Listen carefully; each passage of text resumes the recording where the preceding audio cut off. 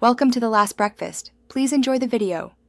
You start by verifying the power supply can handle the GPU's peak wattage and that you have the correct PCIe 6 or 8-pin cables. Once done, fully power down and unplug the system, then ground yourself to prevent static damage. Open the case and align the GPU with the PCIe X16 slot, making sure the bracket fits the rear.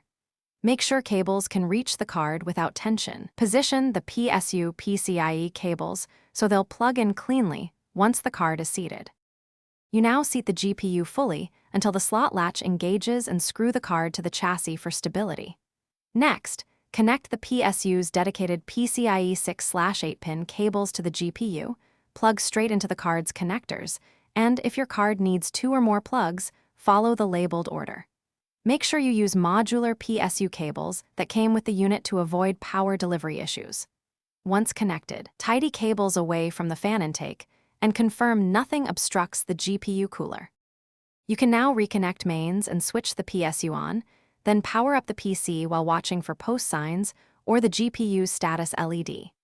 Once booted, install or update the GPU drivers and observe temperatures and fan speeds to ensure proper cooling.